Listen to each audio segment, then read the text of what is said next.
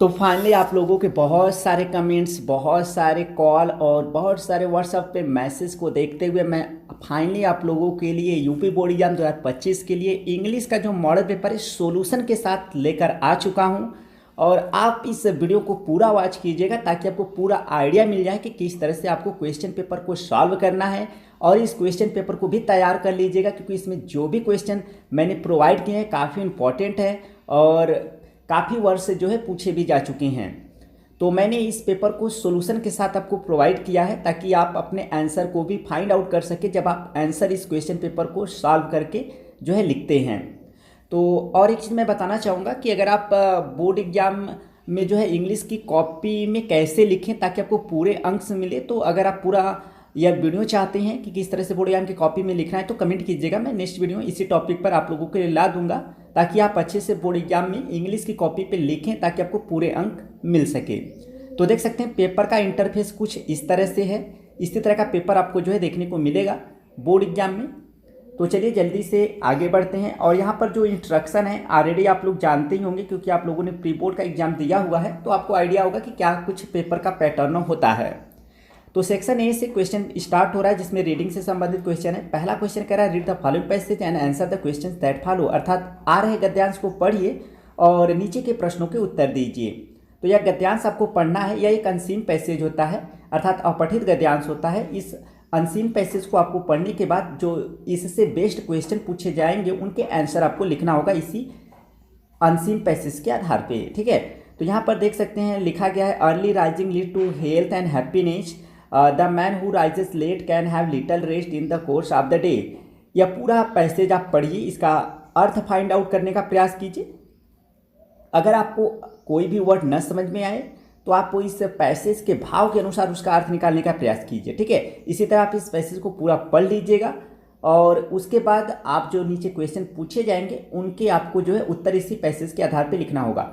मैं एक चीज़ आपको और क्लियर कर देता हूं कि अगर आप अनसीन पैसेज को नहीं सॉल्व कर पाते कि कैसे सॉल्व किया जाता है तो इस पर मैंने प्रॉपर वीडियो बनाया हुआ है। आप हमारे मोबाइल एप्लीकेशन नॉलेज बीम को विजिट करके वहाँ पर अनसीन पैसेज वाला जो पोर्शन है वहाँ पर जाकर आप वीडियो वॉच करें, आसानी से सीख जाएंगे। तो यह पैसेज का शेष भाग यहाँ पर है, इसे आप पूरा पढ़िए और इसके बाद जो बेस्ट क्वेश्चन है उनको आप उत्तर देने का प्रयास कीजिए इस अनसीन पैसेज के आधार पे। और मैं आपको बताना चाहूँगा कि सबसे पहले आपको अनसीन पैसेज को पढ़ना नहीं है बल्कि आपको सबसे पहले जो इस अनसीन पैसेज से संबंधित क्वेश्चन पूछे गए उन्हें पढ़ लेना है ताकि जब आप अनसीन पैसेज पढ़ें तो उसका जैसे ही आपको उत्तर मिले आप तुरंत वहाँ पर अपना आइडिया लगा ले कि इस क्वेश्चन का उत्तर यही है, ठीक है। अगर क्वेश्चन नहीं पहले पढ़े रहेंगे तो आपको पता ही नहीं चलेगा कि कौन सा पैसेज तो पढ़ रहे हैं लेकिन पता नहीं चलेगा कि कहाँ पर किस प्रश्न का उत्तर है, ठीक है। तो पहले प्रश्न जरूर पढ़ा करें। तो यहाँ पर देख सकते हैं क्वेश्चन पूछा गया है उस पैसेज से बेस्ड। तो पहला क्वेश्चन है why is early rising better than late rising late, अर्थात अधिक जल्दी उठना लेट उठने की अपेक्षा अधिक अच्छा क्यों होता है। तो इसका उत्तर मैंने लिख दिया हुआ है और ताकि आप जो है अपना जब आंसर लिखें तो आपको पता चल सके कि आपका उत्तर सही है या गलत है, ठीक है। तो इसके बाद जो दूसरा यानी बी वाला क्वेश्चन है, सारे क्वेश्चन इसमें 3 नंबर के अर्थात पहला जो क्वेश्चन अनसीन पैसेज का 15 नंबर का पूछा जाता है। अगर आप 15 नंबर अच्छे से गेट कर लेते हैं तो आपके लिए काफ़ी अच्छा होगा।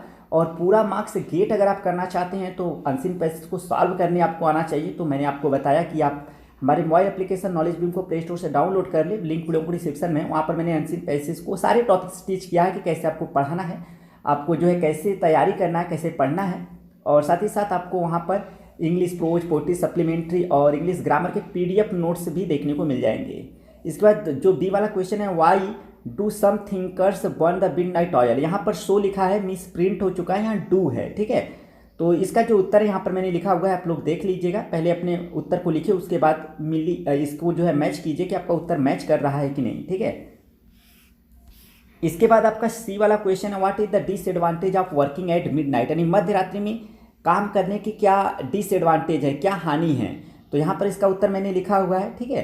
सारे क्वेश्चन 3 नंबर के हैं। इसके बाद जो डी वाला क्वेश्चन है कह रहा है what are the possible advantage of both morning hours and midnight hours, अर्थात मध्य रात्रि में कार्य करने के और सुबह में कार्य करने के दोनों के संभावित लाभ क्या है यह आपको जो है बताना है। तो इन सारा उत्तर जो है मैंने पैसेज के बेस पे दिया है, तो आपको भी पैसेज के बेस पे ही उत्तर लिखना है, ठीक है। इसके बाद हम लोग आगे बढ़ते हैं। आप लोग स्क्रीनशॉट ले लीजिएगा और इस पैसेज को तैयार कर लीजिएगा, क्योंकि पिछले कई बार ये अनसीन पैसेज पूछा जा चुका है। इसके बाद जो ई वाला क्वेश्चन है, इसमें आपको पहला, दूसरा, तीसरा करके 3 क्वेश्चन पूछा जाएगा, जिसमें कि एंटोनिम, सिनोनिम्स और वर्ड मीनिंग से संबंधित क्वेश्चन पूछा जाता है। इसलिए आपको इसका उत्तर काफ़ी सावधानी से देना होता है, क्योंकि आपको अनसीन पैसेज से 2-4 लाइन छाट के उत्तर नहीं लिखना होता है, क्योंकि इसमें हो सकता है आपको 1 वर्ड लिखना हो, 2 वर्ड लिखना हो, तो यह काफ़ी इंपॉर्टेंट हो जाता है। तो यह 3 नंबर इंपॉर्टेंट है। पहला क्वेश्चन इसमें करा है, विच word in the passage is opposite of noisy, अर्थात इस गद्यांश में किस शब्द का जो किस शब्द यानी कि इस गद्यांश में विच word in the passage is opposite of noisy, यानी इस कौन सा वर्ड इस गद्यांश में नॉइजी का विलोम शब्द है, यानी इस गद्यांश में कौन सा शब्द जो है नॉइजी का विलोम शब्द है। तो नॉइजी का विलोम शब्द क्या होगा? क्वाइट। नॉइजी मतलब शोरगुल, क्वाइट मतलब शांत। इसी तरह दूसरा क्वेश्चन पूछा है, substitute 1 word for the phrase in spite of. In spite of के लिए आपको एक शब्द सब्स्टिट्यूट करना है, अर्थात इस आपको फ्रेज के स्थान पे एक शब्द लिखना है। तो यह देखिए यहाँ पर आपको लिखना होगा, 1 word of the phrase in spite of is despite. Despite मतलब भी आपका, इन स्पाइट ऑफ मतलब के बावजूद, डिस्पाइट मतलब भी होता है के बावजूद। तो यह आपका हो गया, ठीक है। इसके बाद give the antonym of several. Several का जो है आपको विलोम शब्द लिखना है। तो सेवरल का जो विलोम शब्द है वह होता है सम। सेवरल मतलब अनेक, सम मतलब कुछ। तो ये 3 नंबर काफ़ी इंपॉर्टेंट हो जाता है। अगर आपको इसकी जानकारी होगी तभी आप लिख पाएंगे, क्योंकि इसमें से आपको उत्तर छाटना नहीं है पैसेज से। तो इन सारे क्वेश्चन को सॉल्व करना मैंने काफ़ी आसान तरीके से सिखाया हुआ है। और जो विद्यार्थी बिल्कुल भी तैयारी नहीं किए हैं, एकदम जीरो, कुछ भी नहीं पढ़ाई किए हैं, उनको मैं बताना चाहूँगा कि मैं आप लोगों के लिए एक वीडियो जो है प्रीवियस ईयर में प्रोवाइड किया था कि बिना तैयारी के भी आप कैसे इंग्लिश के क्वेश्चन पेपर में अच्छे अंक गेट कर सकते हैं, बिना एक दिन की तैयारी के भी। वह 15 मिनट का करीब वीडियो है, उसे वॉच कर लीजिए, आपको आसानी से समझ में आ जाएगा। तो हमारे चैनल को विजिट करके आप वीडियो में चेक कीजिए, आपको मिल जाएगा। और इसके बाद सेक्शन बी स्टार्ट हो रहा है, जिसमें राइटिंग से संबंधित क्वेश्चन है।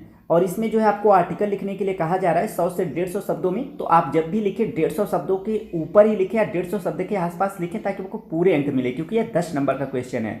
तो डॉरी सिस्टम, इस पर मैंने ऑलरेडी जो है आप लोग को प्रोवाइड किया हुआ है वीडियो। और नहीं तो आप जो है हमारे प्ले लिस्ट, हमारे वीडियो के डिस्क्रिप्शन में जाएंगे तो एप्लीकेशन पे सब कुछ मिल जाएगा, पूरा प्रिपरेशन है, ठीक है। इसके बाद importance of games at school. तो importance of games at school काफ़ी इंपॉर्टेंट है, और डोरी सिस्टम भी इंपॉर्टेंट है। कोविड-19 अब थोड़ा सा ओल्ड हो चुका है, लेकिन फिर भी इंपॉर्टेंट है, ठीक है। तो मैं इसमें से एक आर्टिकल आपको लिख कर जो है शो कर दे रहा हूँ, ताकि आपको पता चल सके। देखिए यहाँ पर मैंने कॉपी पे लिखा हुआ है, थोड़ा सा आपको हो सकता है कि स्पष्ट रूप से न दिखे, लेकिन आप लोग को इसी तरह हेडिंग डालना है और लिखना है, ठीक है। तो चलिए आगे बढ़ते हैं, आप लोग देख लीजिए, स्क्रीनशॉट ले लीजिए। तो ये आपको सबसे पहले हेडिंग डालना होगा, importance of games at school, ठीक है। तो करीब कितना आपको लिखना है, देखिए इस तरह से मैंने इतना लिखा है, लगभग आपको 150 शब्द से ऊपर ही लिखना है। 150 शब्द लिखेंगे तो भी सही है, लेकिन 100 वर्ड्स मत लिखिएगा, बहुत ही कम होगा, ठीक है। तो स्क्रीनशॉट ले लीजिएगा। हो सकता है आपको स्पष्ट रूप से ना दिख रहा हो, तो वीडियो की क्वालिटी यूट्यूब की सेटिंग से बढ़ा कर देखिए तो स्पष्ट हो जाएगा। इसके बाद तीसरा क्वेश्चन है, आपको लेटर राइटिंग से संबंधित क्वेश्चन देखने को मिल रहा है। और इलेक्ट्रिसिटी पे जो लेटर है आपको अच्छे से तैयार करना है एडिटर के लिए, और यह बहुत ही जो है वह काफ़ी इंपॉर्टेंट है, ठीक है। तो यह आप तैयार कर लीजिएगा। मैंने ऑलरेडी यह प्रोवाइड किया हुआ है, लेटर राइटिंग जो भी इंपॉर्टेंट है मैंने सब कुछ प्रोवाइड किया हुआ है। फिर भी मैं यहाँ पर आपको एक जो है लेटर लिख कर दिखा दे रहा हूँ, ताकि आपको कैसे लिखना है।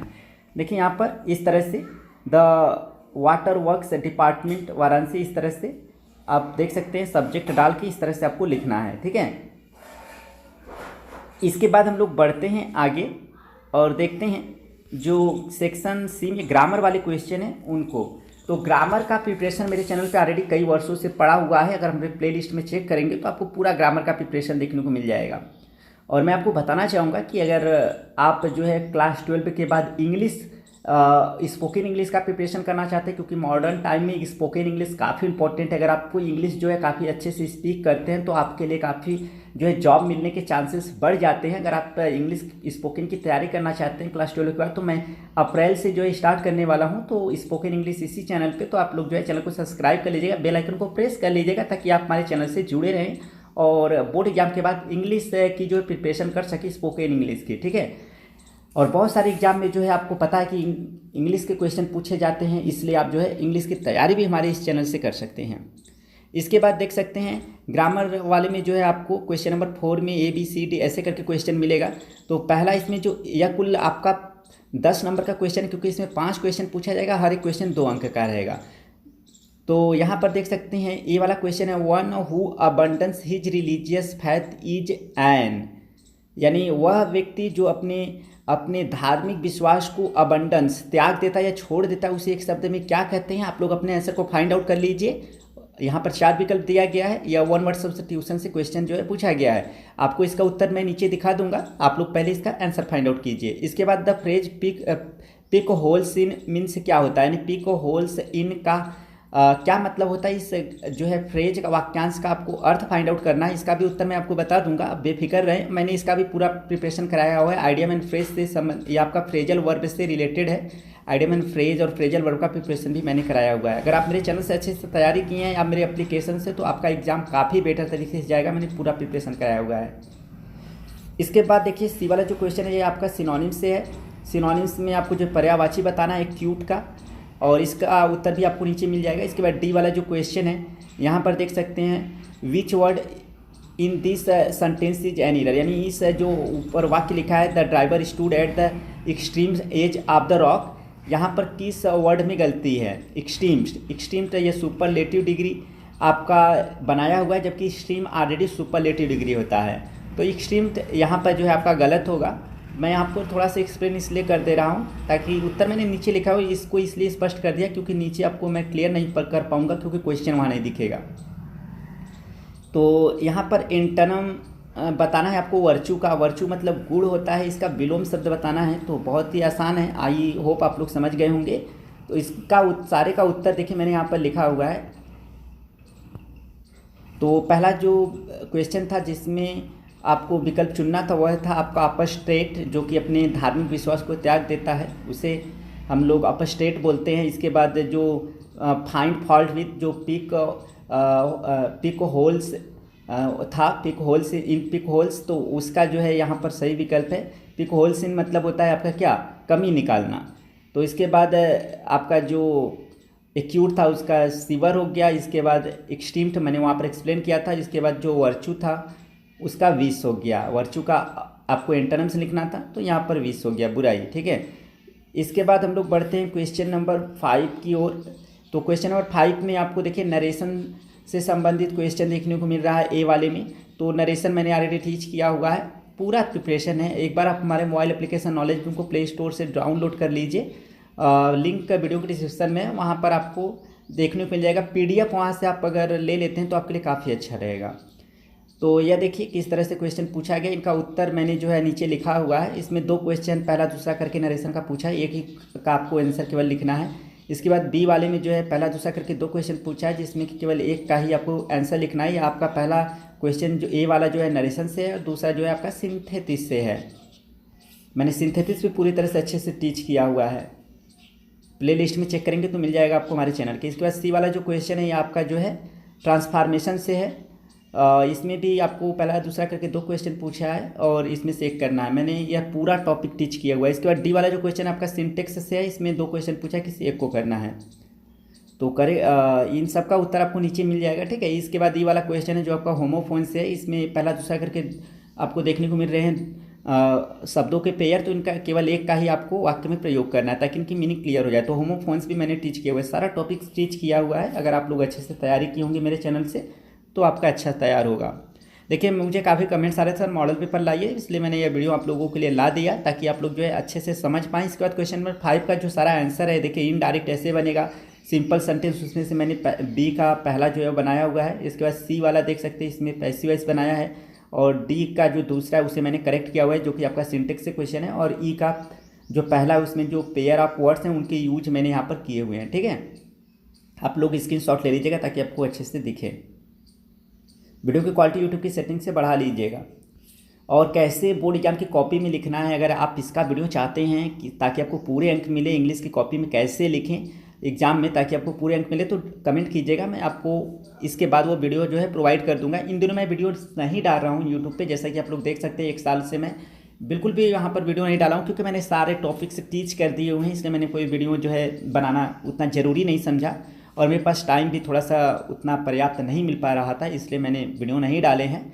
लेकिन मैंने ऑलरेडी सारे टॉपिक्स टीच किए हुए हैं और मेरे पेड क्लासेस पे आपको सारे क्लासेस भी मिल जाएंगे और यहाँ यूट्यूब पे भी देख सकते हैं। इसके बाद जो हिंदी से इंग्लिश में ट्रांसलेट करना है और या कैसे हिंदी से इंग्लिश में ट्रांसलेट करना है, ये सब कुछ मैंने सिखाया हुआ है। ठीक है, तो इसको देखिए यहाँ पर मैंने ट्रांसलेट किया हुआ है। आपको उत्तर भी मैं प्रोवाइड कर दिया हूँ ताकि आपको कोई प्रॉब्लम ना हो, आसानी से आप अपने आंसर को जो है मैच कर सके कि आपका आंसर जो है मैच कर रहा है मेरे आंसर से कि नहीं। ठीक है, स्क्रीनशॉट ले लीजिएगा आप लोग। इसका क्वेश्चन नंबर जो आपका इसके बाद जो क्वेश्चन नंबर आपका 7 है, सेक्शन डी के अंदर लिटरेचर से संबंधित क्वेश्चन पूछा जाएगा, अर्थात बुक वाला जो क्वेश्चन आपका स्टार्ट हो रहा है। तो इसमें जो है आपको ए बी करके देखिए, अथवा करके भी क्वेश्चन पूछा गया है। एक एक प्रश्न हर ए से करना है, बी से भी एक प्रश्न करना है। 4 नंबर का एक क्वेश्चन है आपका और ये आपका इंग्लिश प्रोज से क्वेश्चन है। जैसे वाई डिड साहब फैमिली माइग्रेट टू इंडिया, यानी साहिब का परिवार भारत को क्यों माइग्रेट कर गया, स्थानांतरित कर गया, आपको यह बताना है। यानी इसके बाद है आपका जो अथवा करके क्वेश्चन है, what made the peddler think that he had Indeed fallen into a rat trap. What made the peddler think, यानी क्या उस फेरी वाले को मजबूर कर दिया सोचने के लिए दैट की he had Indeed fallen into a rat trap, कि वह वास्तव में एक चूहे के फंदे में या चूहेदान में फंस गया है। यह सोचने के लिए उस पेडलर फेरी वाले को क्या मजबूर किया। ठीक है, इसके बाद why were villagers sitting on the back benches of the class that day, यानी उस दिन देखिए यहाँ पर फुल स्टॉप आ गया लेकिन वो नहीं रहेगा, मिस्टेक हो गया है। तो why were villagers sitting on the back benches, यानी गांव के लोग पीछे के बेंचेस पे क्यों बैठे थे ऑफ द क्लास, यानी कक्षा के पीछे के बेंचेस पे गांव के लोग उस दिन क्यों बैठे हुए थे, आपको बताना है। या फिर अथवा करके क्वेश्चन है, what promoted Gandhi to urge the departure of the British. तो यह आप इसका भी उत्तर लिख सकते हैं, इंडिगो वाले लेसन से है। सब कुछ मैंने जो है आप लोग को टीच किया हुआ है। आप लोग अगर पढ़े हैं हमारे चैनल या हमारे एप्लीकेशन से तो आपका पूरा जो है तैयारी होगा। ठीक है, आगे बढ़ें। यानी what promoted Gandhi to urge the departure of the British, यानी गांधी जी को क्या प्रेरित किया ब्रिटिश को या ब्रिटिश लोगों को डिपार्चर विदाई के लिए, टू अर्ज मतलब निवेदन करने का, यानी कि गांधी जी को ब्रिटिश लोगों को चले जाने का निवेदन करने के लिए क्या प्रेरित किया। ठीक है, इसका देखिए यहाँ पर उत्तर मैंने लिखा हुआ है। ए वाले में से एक क्वेश्चन लिखा हुआ है और बी वाले में जो एक क्वेश्चन है उसका आंसर मैंने लिखा हुआ है, अथवा करके एक का मैंने सॉल्व कर दिया है। ठीक है, आप लोग देख लीजिए किस तरह से यह उत्तर लिखा गया है। इसके बाद हम लोग बढ़ते हैं क्वेश्चन नंबर 8 की ओर। जल्दी जल्दी मैं बता दे रहा हूँ ताकि वीडियो काफ़ी लंबा ना हो। इसके बाद क्वेश्चन नंबर 8 है, यहाँ पर देख सकते हैं यह भी इंग्लिश प्रोज से है लेकिन यह लॉन्ग आंसर लिखना है तो आप लोग करीब 100 वर्ड्स से ऊपर ही लिखिएगा। ठीक है, ताकि आपको पूरे अंक मिले। इसमें 80 वर्ड्स लिखता है लेकिन आप 100 वर्ड्स से ऊपर ही लिखें। जैसे in which way did M Hamel blame himself and others for negligence of study of French language, यानी किस तरीके से एम हैमेल ने अपने आप को और दूसरे लोगों को स्टडी में यानी फ्रेंच भाषा की स्टडी या अध्ययन में लापरवाही के लिए दोष लगाया। तो किस तरीके से आपको यह बताना है। How did the incident at the YMCA pool affect Douglas, यानी YMCA पूल पर घटना ने कैसे डगलस को प्रभावित किया।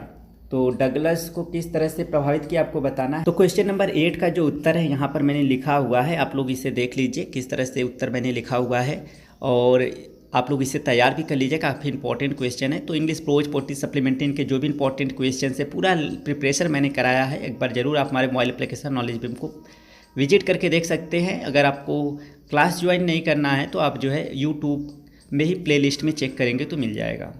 हम लोग बढ़ते हैं क्वेश्चन नंबर 9 की तरफ। क्वेश्चन नंबर 9 में जो है आपको इंग्लिश पोइट्री से रिलेटेड आपको स्टेंजा देखने को मिलेगा। तो यहाँ पर देख सकते हैं आपका इंग्लिश पोइट्री का जो माई मदर 66 नामक कविता है उसका स्टेंजा देखने को मिल रहा है। इस स्टेंजा से बेस्ट जो क्वेश्चन पूछे गए उनको आपका उत्तर लिखना है। जैसे इसमें पूछा है where was the poetess driving to, यानी कवित्री कहाँ को यात्रा कर रही थी। तो यहाँ पर देख सकते हैं where was the poetess driving to, यानी कि कवित्री कहाँ को ड्राइविंग कर रहे थे, कहाँ से कहाँ कार चलाकर जा रही थी, आपको यह बताना है। तो इसका उत्तर देखिए यहाँ पर देखने को मिल जाएगा आपको। इसके बाद आपका जो है बी वाला क्वेश्चन है which figure of speech use in the line her face is in like that of a corpse, यानी इस पंक्ति में her face is in like that of a corpse में कौन सा अलंकार का प्रयोग है। तो ऑलरेडी मैंने फिगर ऑफ स्पीच टीच किया हुआ है। इसके बाद आप देख सकते हैं इसमें सिमली है, आपको उत्तर भी देखने को मिल जाएगा क्योंकि इसमें लाइक शब्द आपको देखने को मिल जा रहा है। इसके बाद what pain did the poetess experience, यानी कवित्री ने क्या दर्द का अनुभव किया, तो यहाँ पर इसका भी उत्तर आपको देखने को मिल जाएगा। जल्दी मैं आपको बता दे रहा हूँ अब, ताकि वीडियो लंबा ज़्यादा ना जाए। इसके बाद देख सकते हैं क्वेश्चन नंबर 10 में आपको सेंट्रल आइडिया लिखना है। तो ऑलरेडी जो भी इंपॉर्टेंट सेंट्रल आइडिया है मैंने आपको टीच किया हुआ है, तो आप लोग आसानी से समझ सकते हैं। इसके बाद क्वेश्चन नंबर 11 जो है, इसमें आपको देखने को मिल रहा है कि आपका यह इंग्लिश सप्लीमेंट्री से क्वेश्चन पूछा गया है। इसमें आप देख सकते हैं क्वेश्चन नंबर 11 में ए करके जो क्वेश्चन है इसका ए वाले में अथवा करके क्वेश्चन दिया गया है। तो इसका एक क्वेश्चन का आपको उत्तर लिखना है और इसका उत्तर जो है आपको नीचे मिल जाएगा। अभी मैं केवल ऐसे ही आपको क्वेश्चन दिखा दे रहा हूँ ताकि आप पहले अपने से आंसर लिखने का प्रयास करें। 10 वाले क्वेश्चन का भी आंसर आपको नीचे मिलेगा। और जो भी important English pros poetry supplementary के हैं सब कुछ मैंने टीच किया हुआ है अपने चैनल पर भी और एप्लीकेशन पे भी, आप जाकर चेक कर सकते हैं। तो देखिए क्वेश्चन नंबर जो 10 है वो आपको सेंट्रल आइडिया लिखना था। तो यहाँ पर देखिए मैंने लिखा है कीपिंग क्वाइट का सेंट्रल आइडिया, काफ़ी सिंपल वर्ड्स में है, आप बहुत ही अच्छे से तैयार कर सकते हैं। ठीक है, तो इसका स्क्रीनशॉट ले लीजिए। थोड़ा सा हो सकता है आपको स्पष्ट रूप से न दिखे तो वीडियो की क्वालिटी यूट्यूब की सेटिंग से बढ़ा दीजिएगा। और जो विद्यार्थी, अब इसके बाद जो 11th क्वेश्चन है, क्वेश्चन नंबर 11 में जो आपका सप्लीमेंट्री से क्वेश्चन पूछा गया था उसमें देखिए ए बी का मैंने यहाँ पर उत्तर लिखा हुआ है। ठीक है, तो देख लीजिए आप लोग ताकि आपको कोई प्रॉब्लम ना हो। इसके बाद जो आप देख सकते हैं जो आपका क्वेश्चन नंबर 12 है, देखिए 11 का जो बी वाला क्वेश्चन है उसका उत्तर भी मैंने यहीं लिख दिया है। ठीक है, इसके बाद क्वेश्चन नंबर जो 12 है आपका, इसका उत्तर आपको नीचे मिलेगा। ठीक है, तो क्वेश्चन नंबर 12 में आपको लॉन्ग आंसर देना होगा। ठीक है, क्योंकि आप अपनी इंग्लिश सप्लीमेंट्री से ही है, इसमें लॉन्ग आंसर लिखना होगा। तो लॉन्ग आंसर हमेशा 100 वर्ड से ऊपर लिखे ताकि आपको पूरे अंक मिले। तो यह सारे लेसन मैंने टीच किया हुआ है, यूट्यूब पर भी प्लेलिस्ट में चेक कीजिए, मिल जाएगा आपको।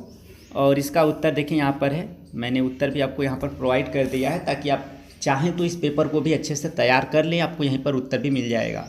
तो आप लोग कमेंट कीजिएगा कि आपको नेक्स्ट वीडियो किस तरह से बोर्ड एग्जाम में इंग्लिश की कॉपी को लिखें ताकि आपको पूरे अंक मिले, किस तरह से हेडिंग डालें, किस तरह से या कुछ लिखना क्या है, कैसे सब कुछ मेंटेन करना है वहाँ पर ताकि आपको पूरे मार्क्स मिले। तो आप लोग ज़रूर कमेंट कीजिएगा, मैं वीडियो आप लोगों को ला दूंगा।